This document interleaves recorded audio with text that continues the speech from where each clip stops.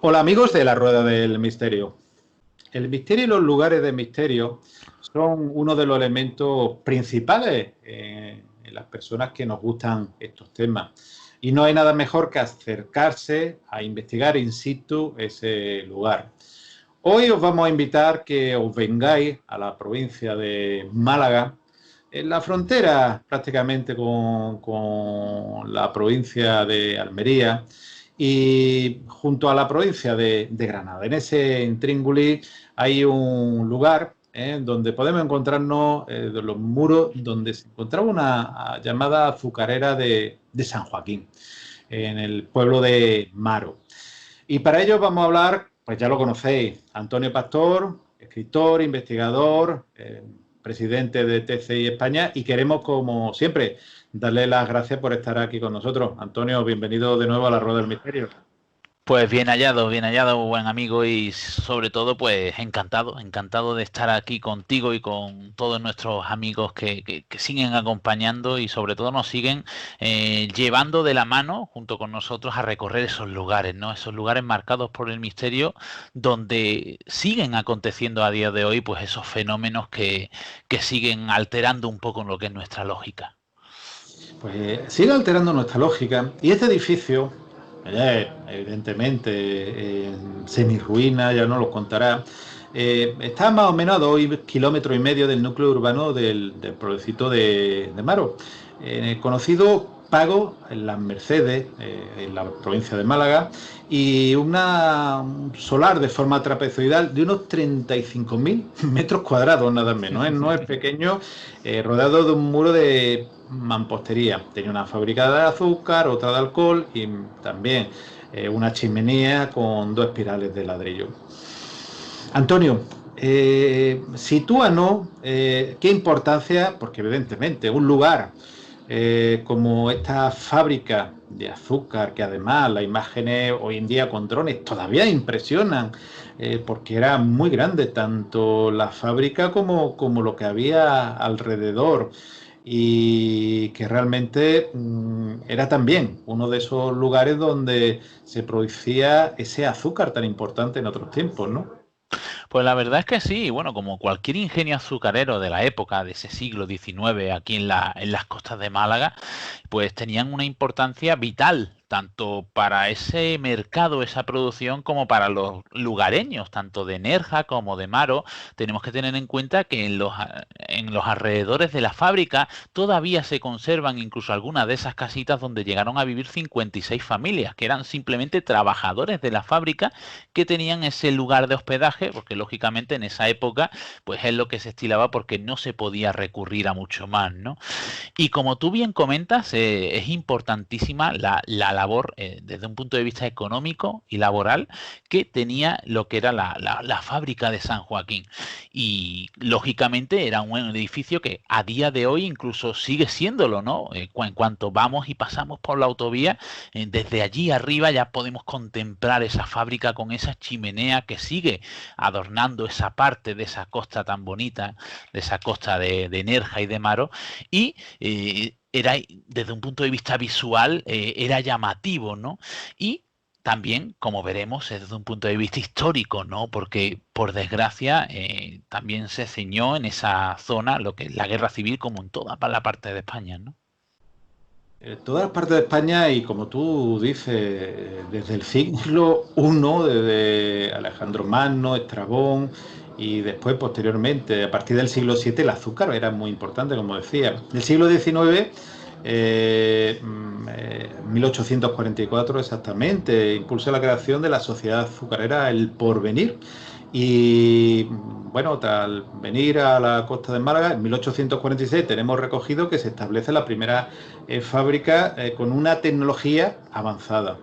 Esa fábrica, como se puede saber, importante, había otra y después posteriormente ha habido otra, y de hecho hay zonas en Málaga que se llama La Azucarera, muy cerca del aeropuerto de Málaga, que todavía para aquellos que llevamos muchos años aquí o han nacido aquí, pues todavía se conoce esa zona, a pesar de que ya no existe prácticamente nada que lo recuerde esa fábrica azucarera, seguía siendo como uno de los elementos importantes.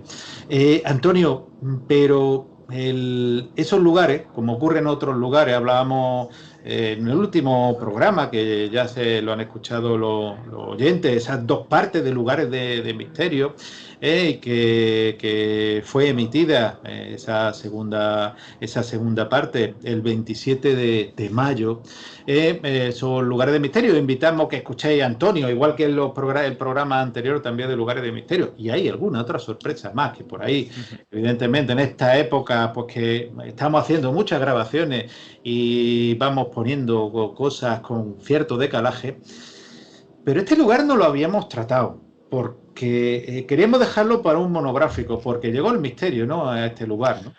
Y llegó, ¿y de qué manera? ¿No? Porque fíjate, para mí la fábrica de San Joaquín es un lugar diferente, es un lugar mágico. Y te comento por qué. Normalmente, cuando vamos a estos lugares donde ocurren fenómenos extraños es porque nos llega una información de gente que ha empezado a vivir situaciones allí, que han podido presenciar algo, han sentido algo, empiezas a generarse ese rumor, ¿no? Ya sea en nuestra provincia, como en Málaga, que nos llega de primera persona, como en otras provincias que son lugares que tienen esa fama, ¿no? Sin embargo, la fábrica de San Joaquín fue diferente. Nosotros fuimos allí sin saber absolutamente nada. Y fue la misma fábrica, y ojo con lo que voy a decir, porque es extraño escucharlo, ¿no? Pero mucho más difícil es vivirlo.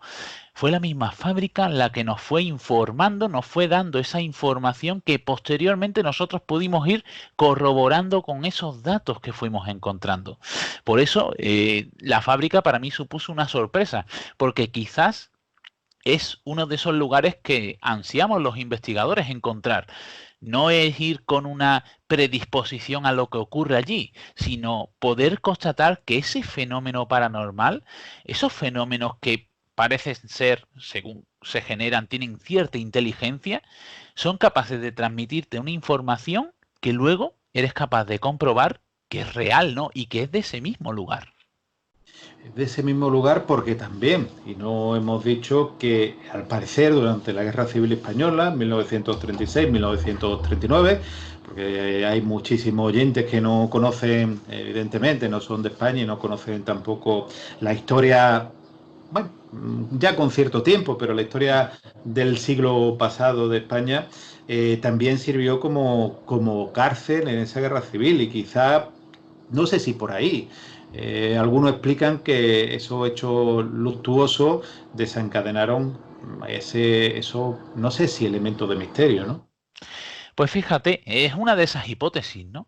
Pero sobre todo por lo que hemos podido registrar allí, no solo por esa parte histórica, ¿no? Que nos hace constatar de que puede haberse generado esa especie de impregnación ambiental en esas situaciones de, como tú bien has dicho, esas situaciones de estrés, de angustia, de hechos, de tragedias, ¿no? Por así decirlo. Pero también tenemos, es que la fábrica es muy compleja y es incluso complejo de exponer porque tiene muchísimos matices. Hemos tenido experiencias, tanto desde un punto de vista de la tecnología, con esa transcomunicación instrumental, como con esa mediunidad de personas que en diferentes momentos, sin conocerse de por sí, han podido experimentar vivencias, sensaciones de cosas que han pasado incluso antes de esa guerra civil, incluso antes de cuando estuviera creada lo que era la fábrica en sí. Es decir, que quizás nos encontramos en un lugar que desde un punto de vista telúrgico, energético, está impregnado por algo y que posteriormente además tiene ese añadido que es lo que supuestamente ocurrió en esa guerra civil, con esos atrincheramientos, con esa encarcelación de personas, de niños encerrados allí y sobre todo con esos fusilamientos que, como veremos después, están incluso constatados por esas marcas que dejamos en algunos lugares para saber que allí ha ocurrido algo trágico. Algo trágico y bueno, a mí me gustaría, porque tú dices que la misma fábrica te va avisando, ¿cómo llega la información de que algo, porque evidentemente en lugares pues como Málaga o la provincia o como otros muchos lugares del mundo, pues hay muchos edificios que se han quedado abandonados, edificios en ruinas, evidentemente muchas circunstancias. Pero ¿cómo os llega esa información, Antonio? Pues fíjate, nos llega de primera persona. Nosotros, hace ya unos 8 o 9 años, un grupo de investigación, estábamos realizando un taller de parapsicología en colaboración con el Ayuntamiento de Nerja, donde dábamos parapsicología, transcomunicación instrumental, y el grupo de investigación necesitábamos un lugar para experimentar. Es decir, ese taller concurría desde septiembre hasta junio y llevaba su parte teórica y también su parte práctica. Y se necesitaba un lugar donde experimentar, donde desplegar todo ese aparataje y explicar y experimentar y ver cómo se realiza una experimentación. Y se eligió la fábrica de San Joaquín, simplemente porque era un lugar que estaba apartado, donde había silencio, donde se podía estar tranquilo.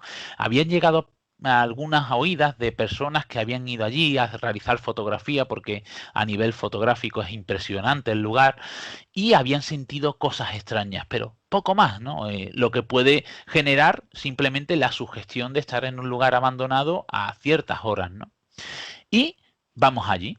Empezamos a realizar, bueno, incluso en el reportaje, porque lo que es la fábrica de San Joaquín se recogió en un reportaje para Cuarto Milenio. En el reportaje se plasma una de esas primeras imágenes que se toman en la fábrica, donde a un compañero, a Salva, de repente se le hace una fotografía y de repente se ve como una especie de luz de la nada surge, coge una especie de forma de espiral, justo cuando contacta esa supuesta lanza de luz, ¿no?, con su cabeza, desaparece y aparece nuevamente en la misma dirección, como si de alguna manera estuviera esa lanza invisible atravesando la cabeza de Salva, ¿no?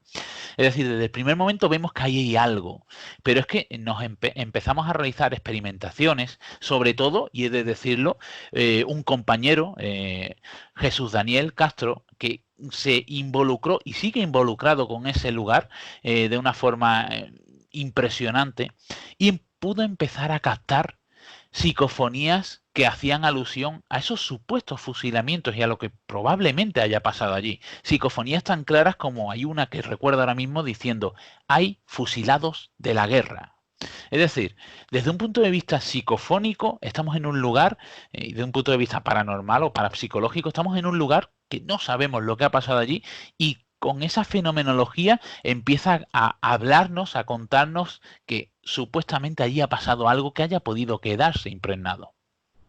La que ha podido quedarse impregnado, y de hecho en las investigaciones, entre otras las que se hizo para Cuarto Milenio con Clara Tahoces, con Paloma Navarrete, también hubo grabaciones y psicofonías que llamaban la atención, ¿no? Y sabemos de la seriedad del trabajo de Clara, porque hemos compartido, por ejemplo, no hace mucho repetían un programa sobre la Casa Cervantes en Belén, Málaga, donde pudimos compartir con Antonio también esas investigaciones, y sabemos, bueno, la minuciosidad y el trabajo y el buen hacer de Clara, evidentemente. También esa psicofonía, curioso porque, claro, un lugar, no sé, que podían salir en psicofonía de cualquier tipo, salen cosas, como tú dices, sonidos, estruendos que se pueden asociar a fusilamiento o elementos relacionados con la muerte, ¿no? Con la muerte que parece que cuadra con un lugar luctuoso, diferente al que hablábamos, por ejemplo, la vez que se hablaba de Marcharabiaya, que eran otras psicofonías, pero de otro tipo totalmente distinto.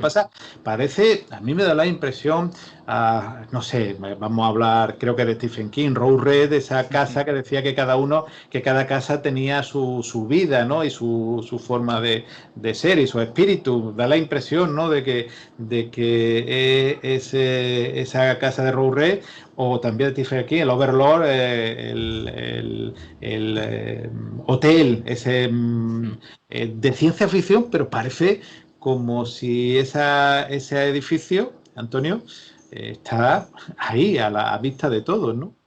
Pues la verdad es que sí. Bueno, esas noches de investigación con el equipo de Cuarto Milenio para mí fueron especiales, pero por lo siguiente.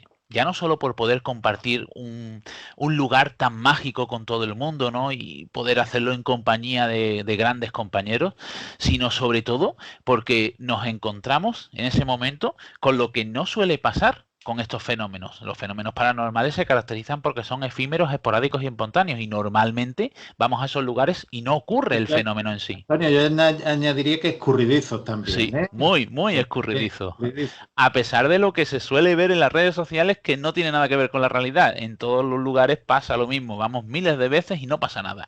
Y sin embargo, a lo mejor vamos una y de repente te topas con lo insólito, ¿no? Pues esa noche estábamos, es que lo recuerdo todavía como si fuera ayer, y ya ha pasado un tiempo. Estábamos, después de haber estado experimentando, estando registrando con sensores de movimiento, alguna sesión psicofónica, de repente dejamos las grabadoras en la parte de la alcoholera. 3 grabadoras, la de la compañera Clara, la de otro compañero, no sé si era Juan Manuel García o no lo recuerdo bien, y la mía. Y de repente estamos sentados en lo que es la alberca, que decora, por así decirlo, todo lo que es la frontal de la fábrica, y de repente estamos sentados tranquilamente, en silencio, y empezamos a escuchar cómo parecía que empezaban a caer piedras por la parte de atrás, pero nos damos cuenta que es que parecen estar proyectadas desde la parte delante de la fábrica, de la primera planta donde no hay suelo. Eso fue más que nada una sensación. En ese momento, Clara Taoces nos pregunta, oye, ¿por aquí pasa un tren? Estamos en mitad del campo. Era una madrugada en pleno agosto, una madrugada de un martes, un miércoles a las 2:00 de la mañana. Ahí no había absolutamente nada, ni trenes ni nada. Y nosotros decimos, Clara, no, aquí no hay absolutamente nada. Y nos dice, escuchad con atención. Y empezamos a agudizar un poco el oído y de repente empezamos a escuchar lo que ya no era un tren, sino era como una especie de pasos militares. Es más, en un momento dado el cámara activó la cámara y pudo captar ese pequeño fragmento de lo que es una parafonolaria, ¿no? Es decir, un sonido a viva voz, por así decirlo, de origen paranormal. Un sonido totalmente audible, porque por ahí, que yo sepa, no hay líneas de ferrocarril modernas, por lo menos. No, pero es que además es que era un sonido muy localizable y lo estábamos escuchando como si estuviera pasando justo por debajo de la alberca. De repente se graba todo, nos tranquilizamos nuevamente y creo que fue en ese momento, controlando un poco el tiempo, creo que fue en ese momento cuando en la parte de la alcoholera, cuando habíamos dejado esas 3 grabadoras, de repente en una sola grabadora, en la grabadora de la compañera Clara, se capta una psicofonía, pero no una psicofonía al uso, sino una psicofonía que para mí es especial porque es una de las psicofonías más claras que he podido escuchar yo. Y es una psicofonía donde se registra literalmente un fusilamiento. Del silencio más sepulcral surge la voz de un hombre que dice, Juan, ¿tu última voluntad? Después se escucha un breve susurro y después se puede sentir cómo se carga el gatillo, un disparo y un susurro más elevado. Ya podemos decir casi un murmullo, ¿no? Expertos en balística del equipo de Cuarto Milenio cogieron el fragmento del sonido del disparo que se pudo captar y determinaron que que procedía de un arma corta de la época de la Guerra Civil. Habíamos captado un fusilamiento en el pleno silencio de la noche en un lugar donde supuestamente se han producido ese tipo de fusilamientos. Es decir, para mí, el hecho de ir allí a grabar una especie de, por así decirlo, un documental para exponerlo a la opinión pública a nivel nacional de un lugar para nosotros mágico al que le tenemos también un especial cariño y de repente encontrarte con toda esa fenomenología, para mí ese día fue un día mágico, ¿no? Son días que te llaman la atención porque, como tú has dicho, entre otras cosas, el misterio, y lo añadí yo, es muy esquivo y vas muchas veces a buscarlo y suele venirte con las manos vacías. Parece aquel cazador que no caza nada o aquel pescador que no pesca absolutamente nada, ¿no? Pero en estos casos te encuentras. Antonio, ¿se han podido cotejar esos sonidos de fusilamiento si en realidad fue allí, porque parece ser que una cárcel, como al igual que otros muchos lugares, pues fueron cárceles o fueron hospitales. Recordamos, por ejemplo, el centro cívico y, pues bueno, pues, llamado de muchas formas, pero que se utilizó como hospital. Este parece ser como cárcel, pero ¿se ha podido cotejar información histórica con estos actos tan luctuosos? Se ha intentado cotejar, lo que sabemos que también en esa época hay muchísima información que realmente, bueno, podríamos decir que literalmente fue destruida a conciencia para que no se supiera, ¿no? Y la guerra civil, por desgracia, está muy marcada por ese hecho, ¿no? Y no hemos podido encontrar un documento oficial donde se diga que en un momento dado ahí se ha atrincherado algún bando en la época de la guerra civil.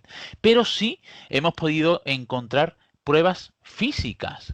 Es decir, en el comienzo de la investigación de la fábrica de San Joaquín, también nuevamente entra en juego ese buen amigo Jesús Daniel Castro. De repente empieza a explorar la fábrica de día y se da cuenta que en los muros externos de la fábrica ve una especie de símbolos que le resultan muy familiares, una especie de cruciformes que le son muy familiares y al fin y al cabo, al poco tiempo nos damos cuenta que es literalmente la misma simbología que existía o que existe en el antiguo cementerio de Maro, en un muro en conmemoración a los caídos en la guerra civil. Es decir, como si alguien en un momento dado hubiera ido allí para hacer esos cruciformes para simbolizar que allí han habido fusilamientos. Y después existe otra parte que es quizás la más compleja, pero la que también te nutre de una base para tener plena certeza de que allí ha ocurrido eso, ¿no? De que allí ha habido esos bandos, allí ha habido ese encarcelamiento y sobre todo esa serie de fusilamientos, y es la memoria popular.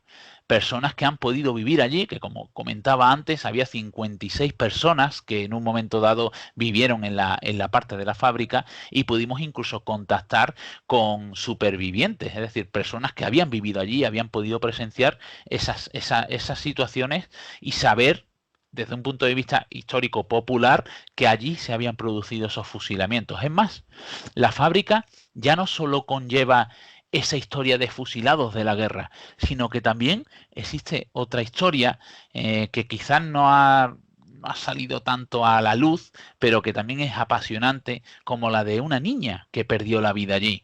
Y pudimos contactar con uno de los familiares, concretamente con un primo de esa niña, que nos pudo contar lo que nosotros también habíamos descubierto en base a psicofonías. Y Sí, cuenta la historia porque es muy interesante. es que realmente, fijaros, y es que aquí también nos vamos a dar cuenta como esa mediunidad y personas que tienen esa capacidad desarrollada, como es Paloma, pueden captar ciertas circunstancias y ciertos hechos que han podido pasar allí, ¿no? Al igual que empezábamos a registrar psicofonías haciendo alusión a esos fusilamientos, a esa guerra, a ese general Lemón, una especie de, podríamos decir, entendiendo a eso que contacta con nosotros como supuestas entidades, ¿no?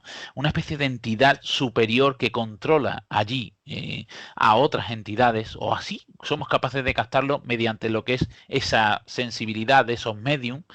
Pues también empezaron a registrarse la voz de una niña que decía llamarse Annie, y que constantemente en todas esas psicofonías hacía alusión a que estaba buscando a su madre. De repente empezamos a registrar psicofonías, en nuestros cuadernos de campos, en nuestras bases de datos, empezamos a intentar constatar eso. Y al mismo tiempo seguimos con esa labor documental de la investigación, intentando acaparar toda la información posible de la fábrica y de sus supervivientes. Si podemos, tenemos la posibilidad de contactar con uno de ellos. Le hacemos una entrevista y de repente varias preguntas, lógicamente, la cabra siempre suele tirar al monte, ¿no? Es decir, siempre solemos rompiendo hielo, por así decirlo, decir, bueno, ¿qué ha podido pasar aquí para que a día de hoy ocurran fenómenos extraños, ¿no? Y este buen hombre, que incluso salió en el programa de Cuarto Milenio por teléfono, nos empieza a contar que, bueno, había habido unas cuantas muertes, lógicamente, en un lugar de trabajo, con maquinaria, lógicamente, pues puede haber accidentes, ¿no? Y decía, bueno, y lo de mi prima Ana. Claro, en cuanto nosotros escuchamos esa palabra con ese nombre, y pues, imaginaros, ¿no?, la expectación. Y nos contó que en un momento dado, esa niña tendría 10, 11 años, cuando por de noche, todos los habitantes de esas casitas, esos trabajadores, pues los niños se agrupaban en la parte central y hacían juegos y demás. Y ese día Ana pues estaba muy contenta porque había estrenado un vestido nuevo. Y solo hacía jugar, pero además entrar en su casa para ir abrazando a su madre, a su padre, jugando, saltando, como cualquier niño, ¿no? Con tal mala pata que en un momento dado va a abrazar a la madre que está preparando la cena en una de las chimeneas, y de repente la madre se percata de que esa niña empieza a prenderse del vestido. Automáticamente esa madre coge a esa niña y la intenta llevar a la alberca, que está aproximadamente a 200 metros, para echarla literalmente en el agua, con tal mala pata que hacía muchísimo viento, y en cuanto pisó la puerta de la calle, a los 4 o 5 pasos, pues cayó prácticamente carbonizada. Esa niña se le trasladó hacia Málaga y a la semana, pues murió. Fijaros, Ana, una niña buscando a su madre, esa tragedia, que se escapaba de todo lo que había pasado allí, ¿no? Esa niña. Y de repente encontrarnos con esa historia. Pues bien, llegamos con el equipo de Cuarto Milenio, con los compañeros, con Clara y con Paloma, y de repente, en cuanto llega Paloma y empieza a entrar a lo que es la zona de la fábrica, justo antes de entrar a la zona donde supuestamente existe más fenomenología paranormal, es una zona más caliente, se para en seco, en un punto determinado, gira la cabeza y lo único que nos dice es, aquí ha pasado algo que nunca debería haber pasado y relacionado con el fuego. Se había parado justo en el punto donde había caído carbonizada prácticamente esa niña. Es decir, fijaros cómo, sin tener ese conocimiento, sin tener ninguna información al respecto, lógicamente, de repente una persona con esa capacidad es capaz de percibir justo el punto donde ha ocurrido algo y relacionado con algo que le llamaba la atención. Y cuando se giró la cabeza, señalaba hacia adentro, donde detrás de ya lo que es una higuera, de unos muros de ruido, queda un pequeño resto de lo que es la chimenea. Es curioso porque una de las cosas que ocurre, y además si lo pide Paloma, como otro sensitivo, como Aldo y otro sensitivo, es no conocer nada ni le ofrecen ningún dato. Llama la atención porque yo sé que también en TCI España tenéis sensitivos, que no sé si han ido también a investigar, pero cuanto menos conocen, prefieren para sacan más información o para poder obtener más información y no verse influido por la información que Claro. tienen, ¿no? Claro, tenemos que tener en cuenta que un sensitivo, la figura del medium, lo que hace es traducir las sensaciones que va percibiendo o lo que está visualizando en base a las sensaciones. Realmente es una transmisión de información. Si esa persona que tiene esa capacidad de alguna manera está informado de lo que ha ocurrido ahí, aunque no lo quiera, de manera inconsciente puede contaminar esa información y todo lo que va sintiendo, porque se está siendo influenciado por su misma información. Por eso es importantísimo el hecho de que estas personas no tengan información de nada, de lo que se va a hacer ni dónde se va a ir. Es más, en muchísimas ocasiones, cuando vamos con estas personas tan especiales, ¿no? Ellos no saben dónde van.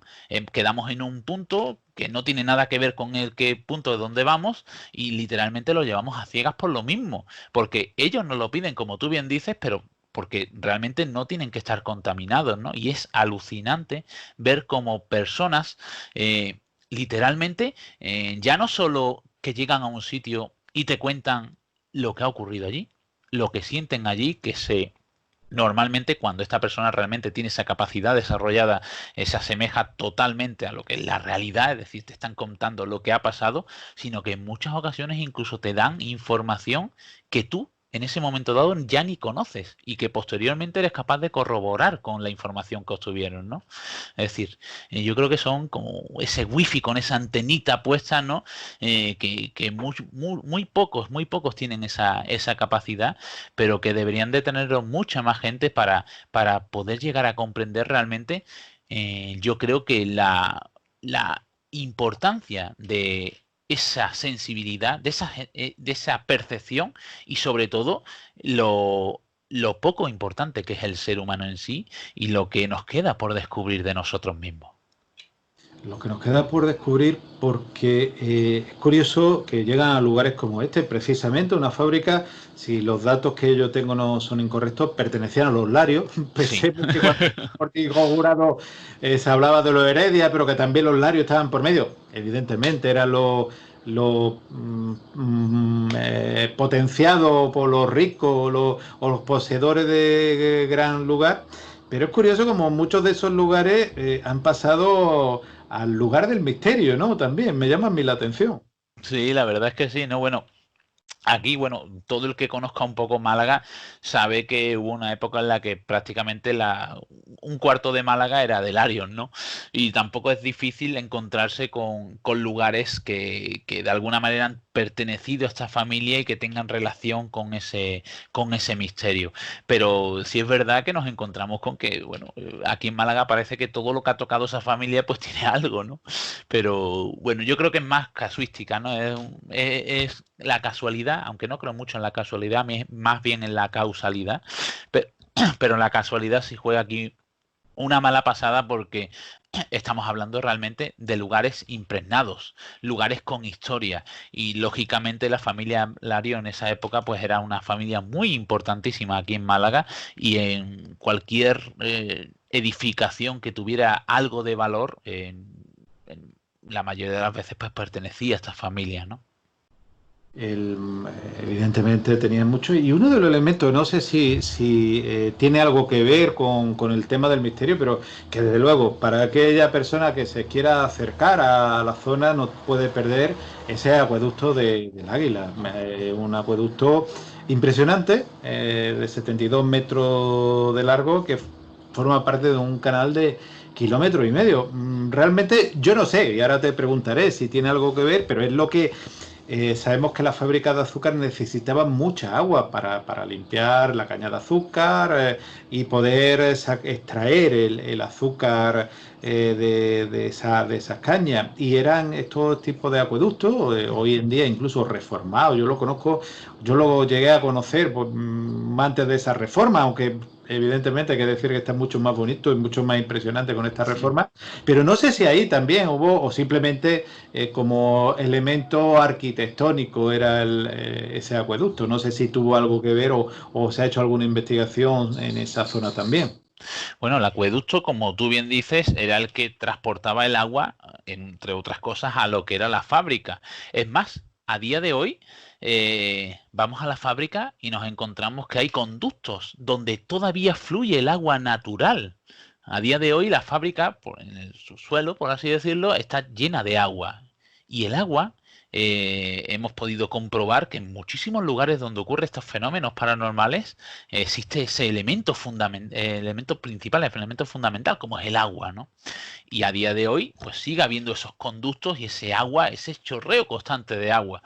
Y sí, más el acueducto del Águila también tiene esa fama del lugar donde en muchas ocasiones ha habido personas que han tenido la necesidad de suicidarse en ese lugar, ¿no? Es decir, existen también lugares negros, ¿no? Lugares marcados por algo que tienden a personas que tienen ese nivel, por así decirlo, de psicológico en ese momento, pues ir a ese lugar a cometer esa atrocidad, ¿no? Como es quitarse la vida.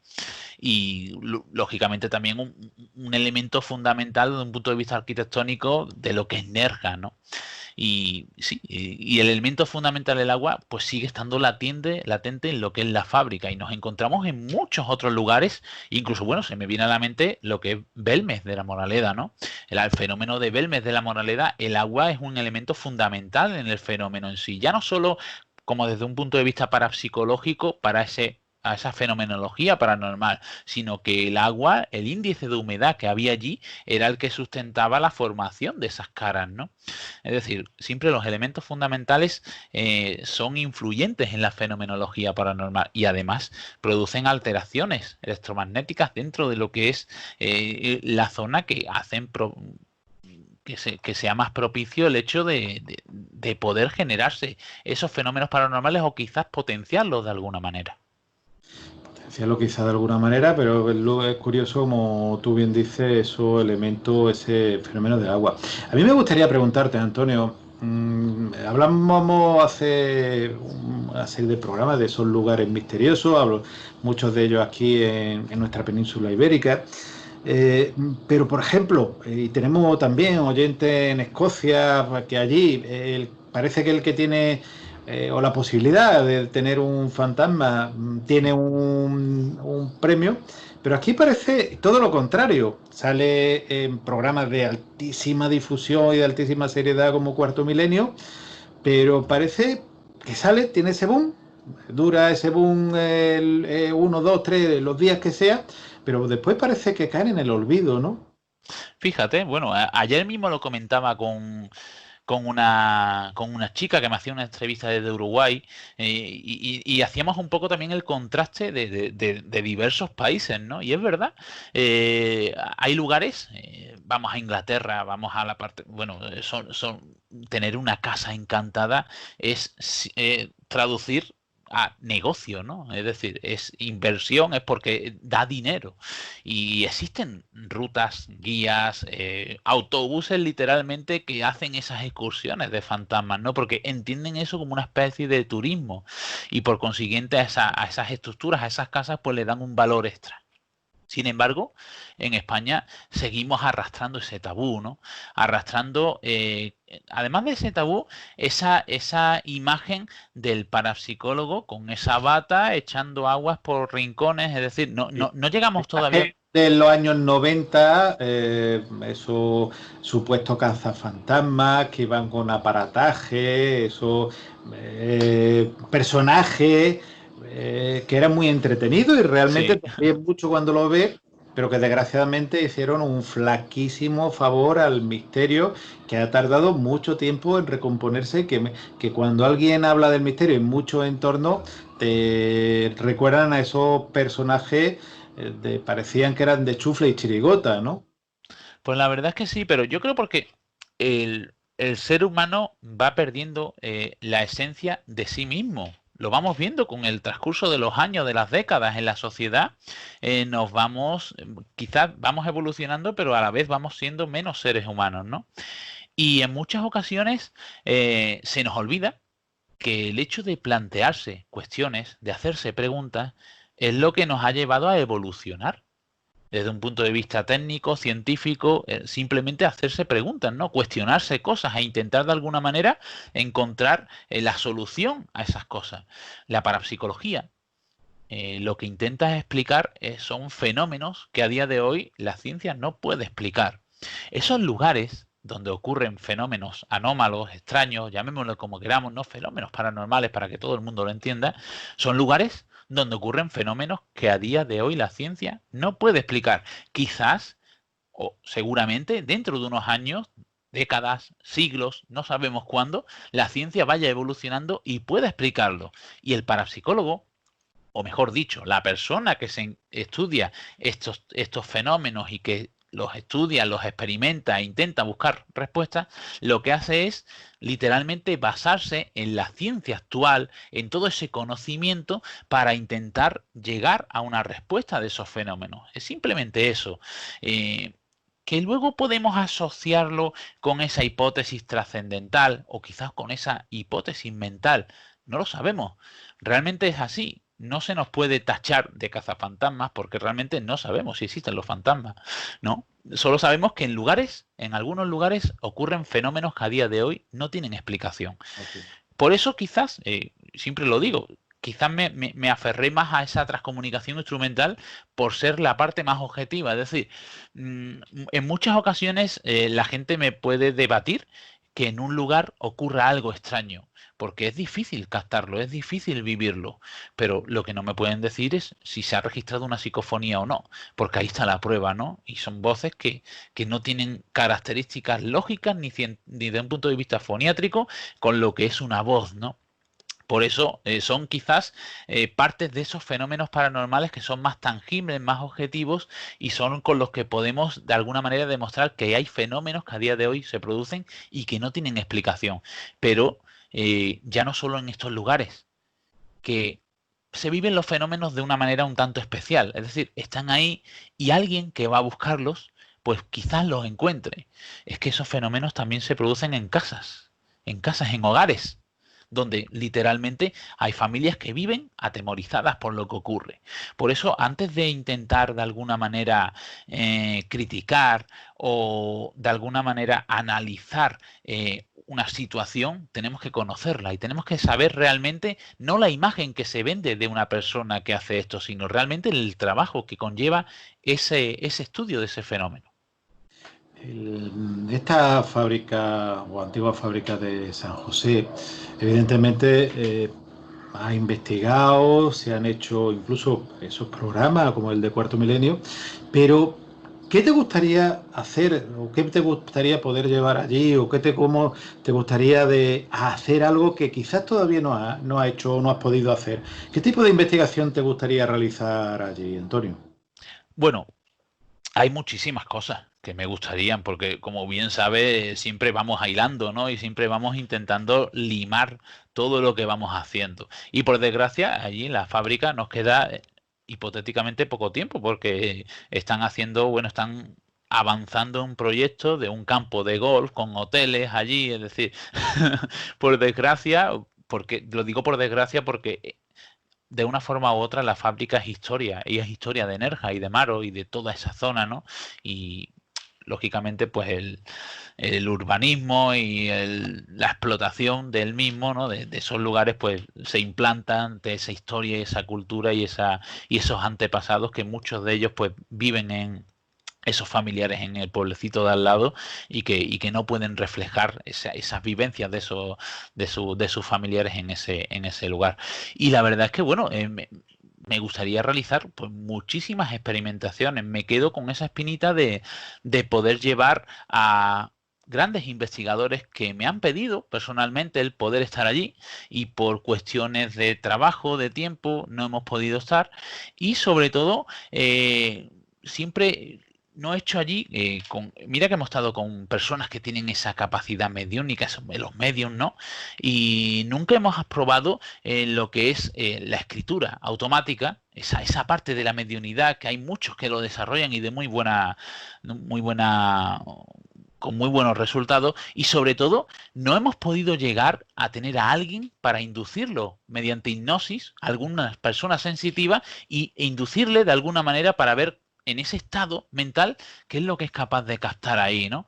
Y sería interesante el hecho de alguna manera a ver cómo lo digo, de jugar, de trabajar con ese cerebro, ¿no? Y con ese cerebro que potencialmente tiene esa sensibilidad y poder ver qué es lo que capta en un lugar donde literalmente yo he visto a personas medium, en este caso, que estamos hablando de los medium, en la fábrica de San Joaquín, echar ese paso atrás que en muchos otros lugares no he sido capaz de verlo. Es un lugar que impresiona y lo que se manifiesta allí también. Y sería interesante poder, de manera inconsciente, por así decirlo, tener la capacidad de ese medium para trabajar con ellos y poder ver qué es lo que capta realmente sin tener ese lado de conciencia ahí activo para que no les limite hasta cierto punto. Efectivamente, sería muy interesante el reducirle esa capacidad también, que es lo que bloquea muchas veces a las personas, ese consciente y entrar en ese subconsciente tan importantísimo. Tú has hablado del proyecto que se quiere hacer, 2 millones de metros cuadrados, nada menos, un campo de golf de 18 hoyos, 680 viviendas, hoteles de lujo. En cambio, parece que hay ahí una contraposición también, que hay quien le gustaría que la fábrica se quedase como un elemento, pues como quizá que esté cortijo jurado, que se conserve algo, o incluso en la estructura externa se pudiera realizar, porque, claro, a mí me da la impresión que en el momento que se destruya ese inmueble, esa zona, y se construyan otras cosas, toda esa posible presencia o no, no sé cómo llamarlo, va a desaparecer, ¿no? Y va a pasar a una historia no sé si llamarle de la especulación o de la urbanización, ¿no?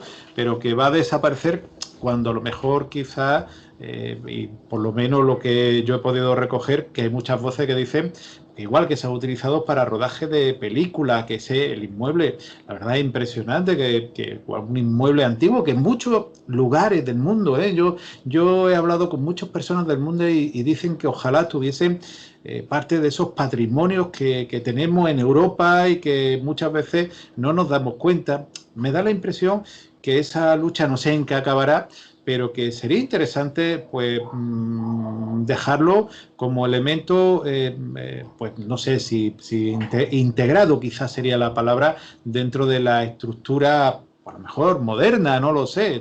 No sé si ahí también, el momento que se destruyese el inmueble o lo que queda del inmueble, se destruiría toda esa posible investigación también, ¿no, Antonio?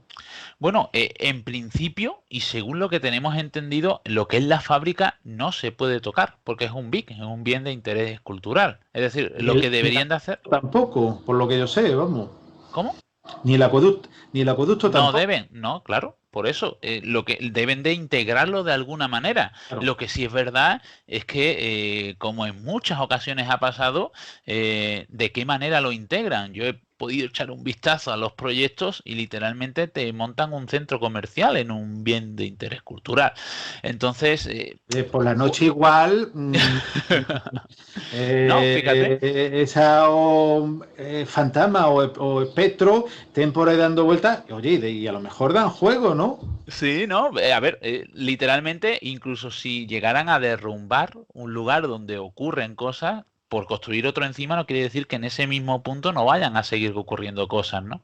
Lo que sí es verdad que desde un punto de vista de, de esa cultura perdemos muchísimo, ¿no? Lo que es ver la fábrica pintada y con cafeterías y demás, pues lógicamente perdemos mucho, ¿no? Y quizás también esa esencia del misterio, aunque realmente, como he dicho antes, si en un momento dado, como es en la fábrica, ocurren fenómenos extraños, no me cabe la menor duda de que pongas lo que pongas ahí encima, literalmente seguirán ocurriendo, quizás de una forma más sutil, porque tenemos que tener en cuenta que los fenómenos paranormales que ocurren en este tipo de lugares no son los fenómenos paranormales que ocurren en un fenómeno poltergeist, que son muy virulentos, muy fuertes, ¿no? Sino son mayormente sutiles. ¿Qué pasa? Que en un momento dado nosotros potenciamos esa energía con ese estado alterado de conciencia que generamos en ese momento y por eso se hacen más fuertes, ¿no? Pero lógicamente no me cabe la menor duda que en ese lugar seguirán ocurriendo esos fenómenos, pero de una forma pues más suave y quizás en muchas ocasiones incluso pasen desapercibidos por las personas que con el trasiego y con sus quehaceres pues en ese momento pues no estén pendientes a ese fenómeno en sí. Nos queda muy poquito tiempo, Antonio, pero me gustaría preguntarte, no te he preguntado, si muchos de estos fenómenos aparecen, o muchos de estos lugares aparecen fenómenos eléctricos, electrónicos, interferencia, aparte de psicofonía.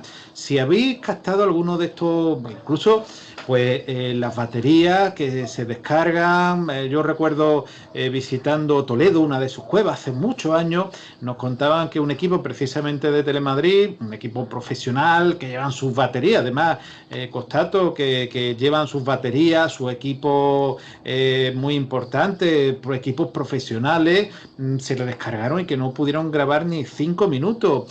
No sé si ese tipo de fenómeno se ha dado allí en la fábrica. Pues prácticamente en la mayoría de las veces que hemos estado. Nosotros incluso hemos llegado a hacer no rutas, ¿no? Sino a agrupar a gente para mostrarle lo que es la fábrica y experimentar allí con ellos. Y hemos ido con incluso ordenadores portátiles para analizar la experimentación en psicofonías que se realizaban allí. Hemos ido con 2 portátiles y con 2 baterías de repuesto con cada uno de ellos y al final no hemos podido analizar porque era poner la batería 100%, 5% seco. Hemos ido con fotógrafos, en el grupo de investigación tenemos fotógrafos incluso de allí, de Nerja, como es Salva, que tiene equipos de fotografía, cámaras de fotografía con baterías que podrían estar semanas tirando fotos constantemente y no agotarse, y llegar allí y agotarse la batería, pero incluso llegar con... Nosotros normalmente cuando realizamos experimentaciones no solemos ir a un sitio a hacer de todo, sino en un momento dado vamos, experimentamos en psicofonía, otras veces vamos a registrar imágenes. ¿Por qué? Porque estamos muy cerquita y aprovechamos eso. Si fuéramos más lejos, pues sí, lo haríamos todo de un tirón, como solemos decir, ¿no? A veces hemos ido con 3, 4 fotógrafos y en un momento dado a una persona empezar a fallarle la cámara en un punto determinado, sobre todo en la alcoholera, salir de la alcoholera, poder hacer fotografías, entrar, no poder salir, poder, es decir, ya no solo el hecho de que se produzca esa absorción energética del lugar, sino que incluso esa supuesta inteligencia, jugar con eso para de alguna manera ahuyentar a todo aquel que quisiera estar allí. Pues te voy a contar, porque es que me ha recordado, y no sé si lo he contado alguna vez, creo que no. En un viaje que realicé con el maestro Enrique de Vicente a la ciudad de Chartres, allí en la catedral, en la Virgen del Pilar, que hay otra Virgen del Pilar como la de Zaragoza, donde un pilar es donde la leyenda dice que se apareció la Virgen, un lugar, una catedral muy especial, con un laberinto, donde hay imágenes de esa arca de la alianza. Pues ya digo, llevaba un reloj de titanio nuevo, como que lleva 3 baterías y que mide presión atmosférica, mide temperatura, mide rumbo. Pues nuevo, comprado un par de meses antes, pues cuando entraba en la catedral en un momento determinado, dejaba de funcionar en esa zona. No medía, incluso parecía como si la batería, cuando se gasta esos relojes digitales, aparecen unos números más grisáceos, menos oscuros. Me llama la atención porque el fenómeno era todavía más curioso. Cuando salía de la catedral, incluso cuando lo llevé aquí al relojero, bueno, no tenía absolutamente nada. De hecho, todavía sigue funcionando con las mismas baterías y hace ya muchos años. Son baterías de más de 10 años lo que duran ese tipo de relojes, ¿no? Pues quizá te llama la atención como lugares especiales que usen, pues cosas raras, ¿no? Había y también una serie de leyendas en ese lugar, la Catedral de Chartres. Igual algún día pues contaré alguna de esas historias.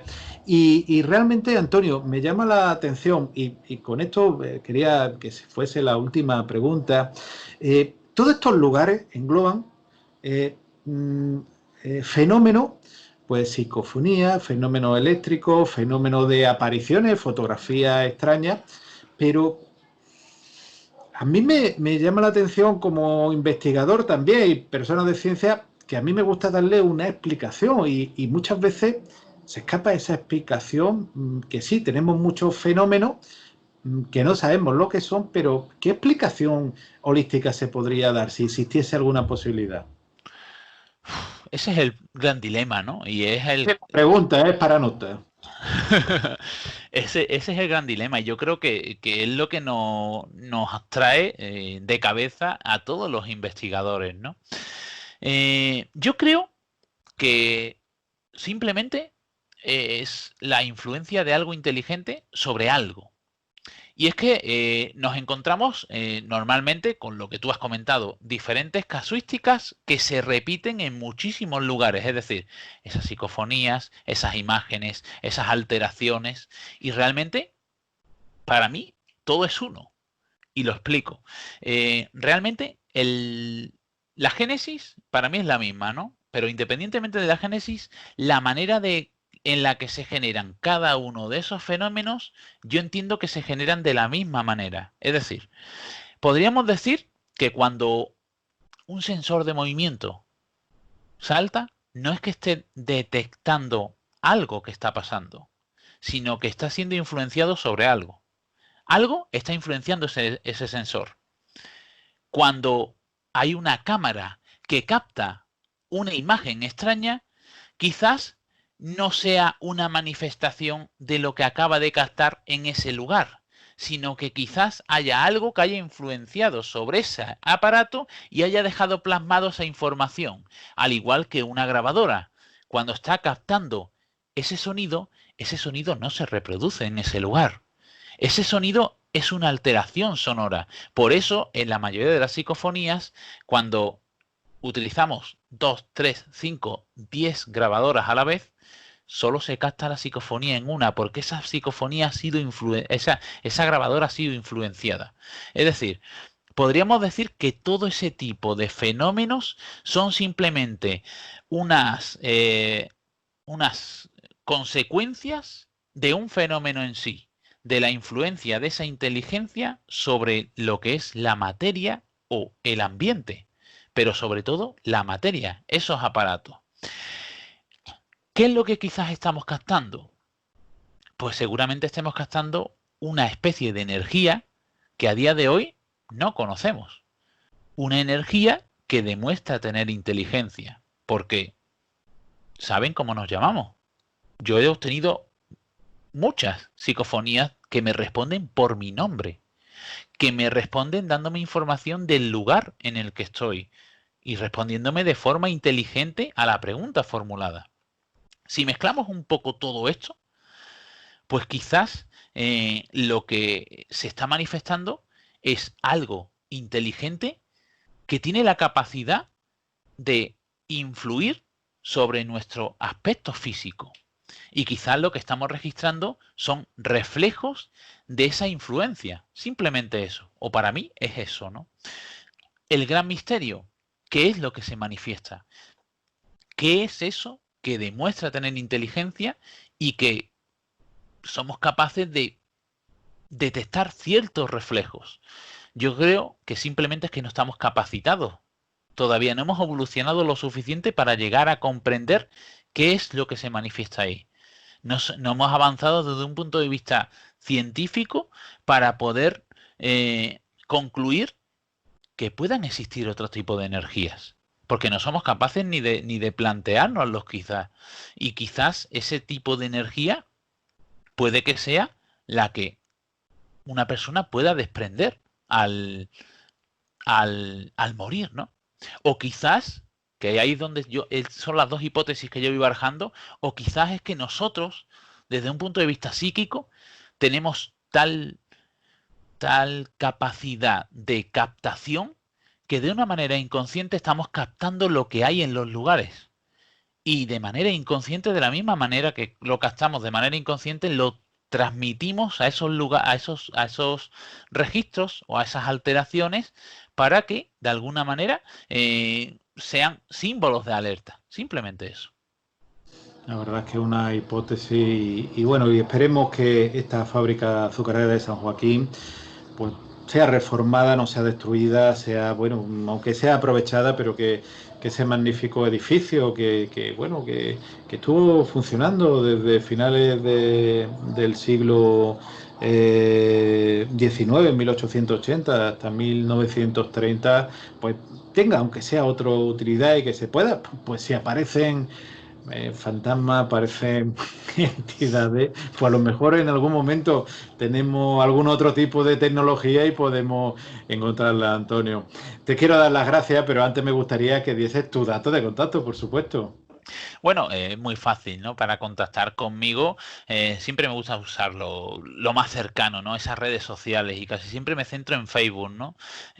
Poniendo en Facebook Antonio Pastor, pues me pueden localizar, agregarme, comentarme lo que necesiten y bueno, también por la parte de la asociación, por TCI España, pues también pueden comentar lo que necesiten, sobre todo si tienen algún tipo de duda de todo lo que vamos hablando o si necesitan ayuda para cualquier cuestión o cualquier inquietud que tengan, pues siempre me gusta estar ahí porque es importante también, ¿no? Pues ahí están los datos de contacto. También quiero dar los datos de contacto del programa, el Facebook de la Rueda del Misterio, también mi Facebook personal, Miguel Ángel Pertierra o Miguel Ángel Pertierra Quesada, el correo electrónico contacto@laruedadelmisterio.es y el programa hermano del programa radiofónico La Rueda del Misterio, que es Doctor Pertierra, La Rueda del Misterio. Antonio, de verdad que muchísimas gracias, muy interesante, un lugar que lo tenemos cerca y como decía, para aquellas personas pues que no conozcan la geografía española, en el sur de la península ibérica, localizan la ciudad de Málaga y a unos 30, 40, 45 kilómetros, quizá un poquito más de la capital malagueña, en línea recta hacia el este podréis encontrar, pues si no ponéis, la fábrica de San Joaquín o la azucarera de Maro, y seguro que lo encontráis por internet. Como digo, muchísimas gracias, hasta la próxima y un fortísimo abrazo. Gracias a ti, compañero, y ya sabes que encantado de disfrutar este ratito contigo y con todos tus compañeros y tus amigos que también son los míos, y que, bueno, encantado también de tocar este maravilloso lugar que para mí es algo especial. Así que muchísimas gracias y volvemos a estar pronto juntos.